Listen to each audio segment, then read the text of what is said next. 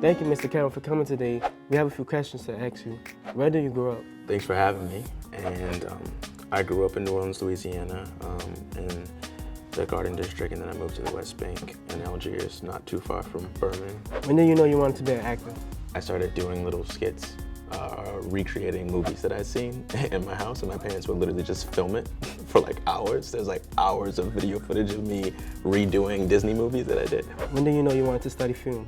I went to school as a studio engineering major, and then I transitioned to marketing, and then I was like, neither one of these are what I want to do. Because I was still acting, so I was like, it was more of a letting go of my fear of being in the film industry and not knowing if I would make it, and just allowing myself to do what I loved. What was your favorite role and why?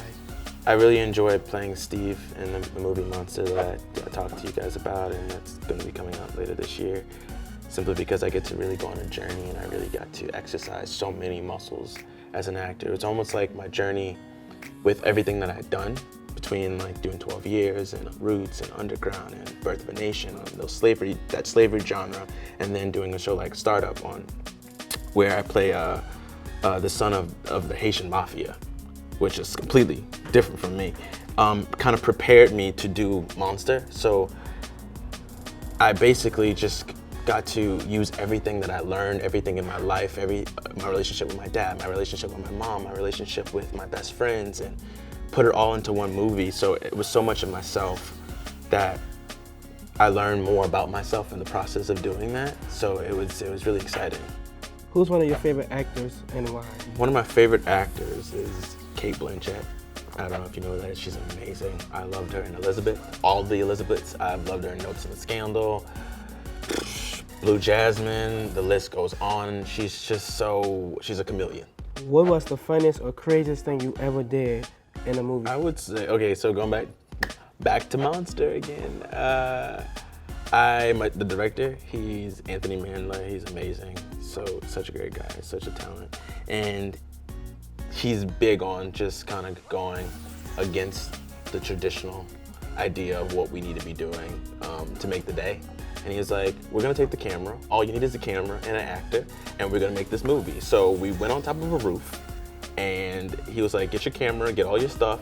And I just started like hopping from building to building in New York, just taking pictures and doing all this stuff. And it's like the most beautiful sequence. And we got on the subway, he was like, we don't need a permit today. We're just gonna get on the subway and we're gonna film. And I've seen some of the clips of it, and it's just some of the most beautiful stuff ever. But it was just so fun because it was like this freedom. It wasn't like all right, Kelvin, you have 15 minutes and you're gonna go to your trailer, you're gonna do this, and you're gonna learn your lines, you're gonna come back and we're gonna do wide, medium. It's just be.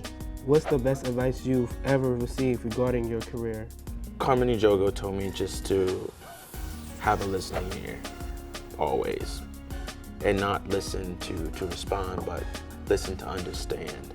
And I think that's one of the most powerful tools an actor can have.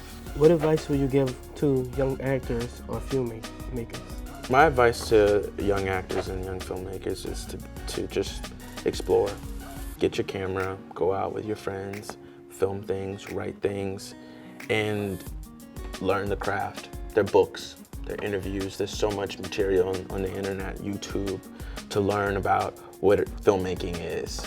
And once you learn that, just applying it, read, apply, and give yourself permission to fail. Where did you study filmmaking and acting? Do you still study? I started studying with a guy named Daniel DuPont at Daniel DuPont Acting, and he basically taught me the fundamentals, or taught me a set of tools, because I personally believe no one can really teach you how to act. I feel like we've lived a life, and we all have something to give. We just need to learn how to access that. And Daniel taught me how to access what's inside of me already and how to translate that into film or theater. So I started with him, and then I started studying with Jim Gleason. And I did that for about a year, and now I work with coaches like Diana Castle in LA, and Alexia Robinson, and Anthony Marrow. What are the steps that you took to pursue your dream? I started off with doing my own research. I think a lot of actors expect things to just come to them, but I don't think this is an industry where things come to you. Sometimes it does when you've prepared and when you've worked towards it, things come. It won't come from doing just zero work, right? So I researched and I find out how do I get an agent and how do I get into classes, and I got into classes and I got an agent, and then I figured out, okay, what's the next step? Now that I've got some tools, you know, which is, you know, getting the equipment that I needed, you know, and practicing with my friends, and then making the necessary steps to, okay, now in this next phase of my career right now, it's like, okay, well, now I have to move to LA and I have this new agent and how to navigate that. The steps that I've taken, it basically means just being as prepared as possible so that when the next door opens, I'm ready. What are some of the roles that you have? My first job was on 12 Years a Slave with Steve McQueen, the director, and I worked on Birth of a Nation with Nate Parker, which is such an amazing experience. It's so rare you get to work with a director who's also an actor, and how special that experience is and how comfortable they can make you. But I just did a movie with Anthony Mandler called Monster. I just did a movie with Trey Edward Schultz called It Comes at Night. I'm doing a movie now called Assassination Nation with Sam Levinson, and just a bunch of different genres, some horror, some drama, some thriller. I'm doing a thriller right now.